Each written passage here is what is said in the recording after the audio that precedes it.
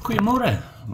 Ek groet julle vanoggend in die wonderlike naam van Jesus Christus op hierdie amazing Sondagoggend. Ja, die jaar is amper verby. Die jaar is amper verby. En ek weet vir baie mense en ek bid dat hulle absoluut 'n wonderlike vakansietydperk sal geniet saam met familie. Maar ek weet ook dis 'n moeilike tyd, hierdie tyd van die jaar. Wanneer dit is wanneer mense so hard gewerk het in 'n jaar en weet hulle so gestres en dan vat hulle daai saam met hulle op vakansie. Hulle is geneig om daai en ons het dit gesien jaar na jaar sien ons dit en is ek om die probleem wat ons het as mense is ons verstaan nie dit nie. Ons verstaan dit nie in onsself nie, want jy vat daai stres wat jy by die werk gehad het en jy vat dit saam met jou op vakansie en dan as iemand jou iets vra, jy is veronderstel om te ontspan en dan is daar familie en skoonfamilie en mense wat jou heeltyd daar om jou is en jy reageer met jou familie, met jou geliefdes amper dieselfde as hoe jy reageer by die mense, met die mense by die werk, verskoon my. En dan veroorsaak dit probleme en twis en alles en die Bybel is so eenvoudig, dit wys vir ons hoe om op te tree. Dit wys vir ons, dit is so 'n goeie boek, al sê jy ergens in jou agterkop dat jy glo nie. Lees die Bybel, maar net om daai morele waardes uit hom uit te kry. Maar dan sal jy sien hoe God homself openbaar aan jou. En vir jou sê, my geliefde seun, my geliefde dogter, ek het die prys betaal, hierdie is 'n liefdesverhaal, hierdie is 'n liefdesverhaal van Jesus Christus, God Almagtig, aan my en jou. En ek lees vanoggend uit Hebreërs 12, en dit is so 'n wonderlike teksvers. Veral hierdie tyd van die jaar waar ons 'n wag voor ons mond moet sit en ek het al 'n paar weke daaroor gesels en gedeel en as jy wil gaan terug en gaan kyk in ons Facebookblad of YouTube en gaan kyk en luister daarna. Dit gaan oor daai wat jy wag voor die mond sit, hoekom? En hierso sê die Here vir ons, dit is so mooi. En Hebreërs is een van daai wonderlike boeke, dit som die hele Bybel op.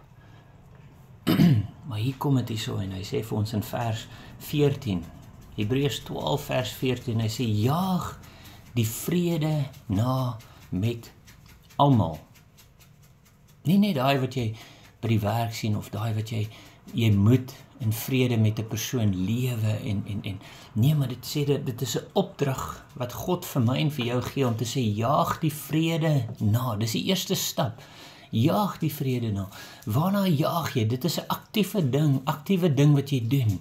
Dis nie iets wat jy daar sit en jy sê, wel, as ek my kop in die sand druk soos 'n volstruis, gaan al hierdie probleme verbygaan, al hierdie twis, al hierdie gevoelens wat ek het vir my familie of skoonfamilie of werk, by mense by die werk of iets, dan as ek maar net my oë toe hou en ek raak stil vir 'n bietjie en ek mediteer en ek sê 'n paar hallelujas en amens en met respek gesê daarso, maar dit is hoe ons geneig is om op te tree, om te sê as ek myself distansieer van my probleme, dan gaan dit weggaan.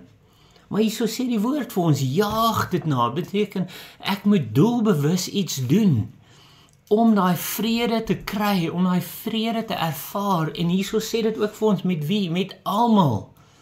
Met almal. Nie net daai mense vir wie ek wil, want ek kan iets kry van hulle af nie, en dis ook iets wat ons geneig is om te doen.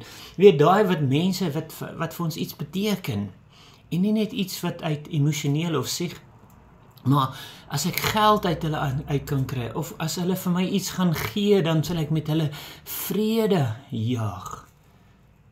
Maar my familie, my geliefdes, my skoonfamilie en daai, en ek sê dit omdat ons lief is vir julle. Ons wil hê dat julle 'n absolute amazing vakansie sal geniet, waar ook al julle is. Maar ons sê dit met die fokus op die toekoms, Want ons sien hoeveel mense kom terug met al daai baggage, al daai bagasie wat hulle opgegaar het oor hierdie Kerstyd, wanneer hulle nou ewe skielik geen ander fokus het behalwe jou geliefdes, behalwe jou familie en jou skoonfamilie en die wat naby aan jou is, en jy het geen ander distractions nie. Want jy kan nie nou ewe skielik jou hand opsteek en sê, ja, maar ek moet gaan werk, ek moet hierdie taak klaarmaak, ek moet dit doen. Almal is ontspanne, en dan kom hulle terug met daai probleemsituasies in Januarie en Februarie, en dan het hulle nog steeds, maar hierso sê die woord vir ons, en dis hoekom ek wil hê, ons moet daarop fokus vandag, om te sê, jaag die vrede na met almal, en dan gaan die woord aan, en dan sê dit vir ons, en die heiligmaking waar sonder niemand die Here sal sien nie. Sien, dit is absolute opdrag wat ons moet doen. So ons jaag die vrede na met almal, en ons jaag en ons soek na daai heiligmaking. Daai heiligmaking, dit is 'n proses waardeur ons gaan. Dit is 'n stap vir stap ding. Ja, ek kan nie sê vandag is ek daar en daar nie, maar ek kan vir jou sê, as jy hoe meer tyd jy in God se woord spandeer, hoe meer tyd jy met in God se teenwoordigheid spandeer, hoe meer verander jou gesindheid soos God se. Hoe meer word jy soos God. Ja, die dag wat ek my lewe vir die Here gegee het, en jy is dieselfde, die dag wat jy jou lewe vir die Here gegee het hy sy volheid binne in jou geplaas. Sy volheid, hy het sy gees gevat en jou gees met sy gees, hy het jou gees met sy gees toegevou, en hy het jou geseël tot in ewigheid. Maar dit is 'n proses waardeur ons nog steeds moet gaan om te sê, ek jaag die vrede na met almal, maar ook die heiligmaking. Daai heiligmaking wat ek spandeer tyd in die teenwoordigheid van God. En ja, ek gaan val, en ja, ek gaan 'n goeie dag hê en 'n slegte dag hê, maar ek jaag dit nog steeds na. Ek soek daai heiligmaking.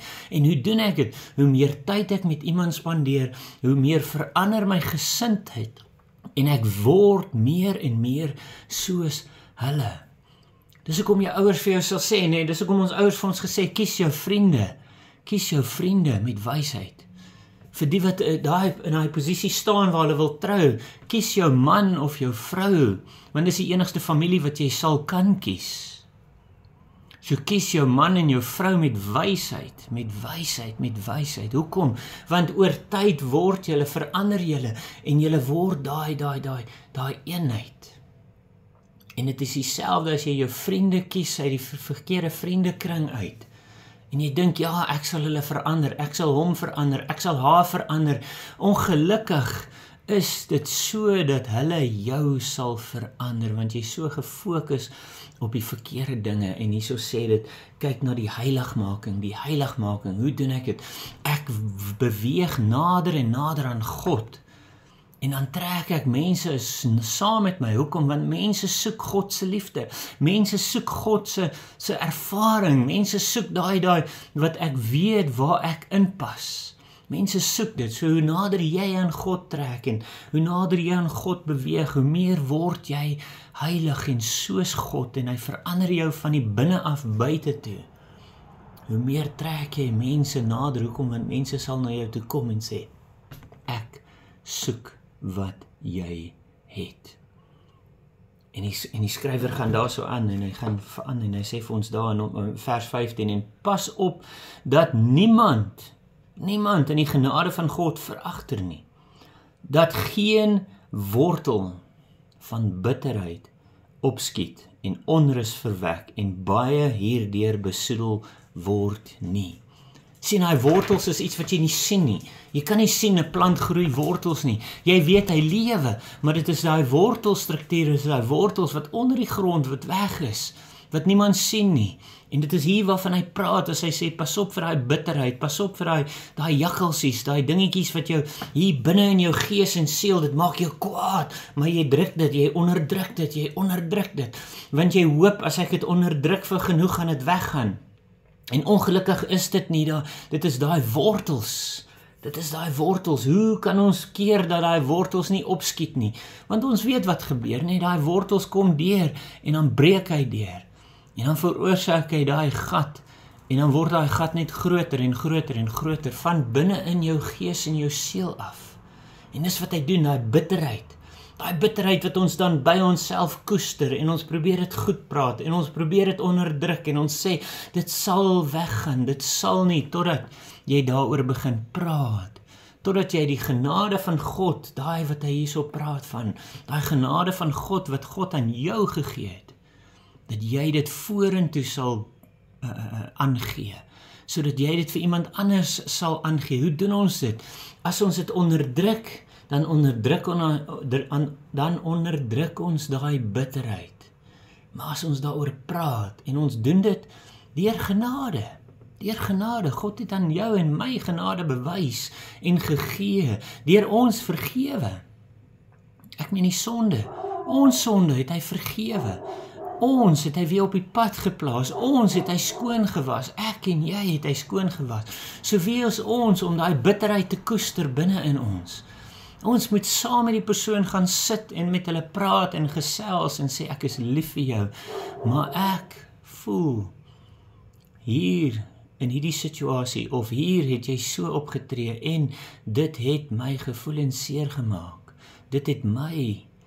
En dan praat jy daaroor en dan sê jy, okay, dan sê jy, ek het dit nie eens agterkom nie, ek het dit nie eens agtergekom nie.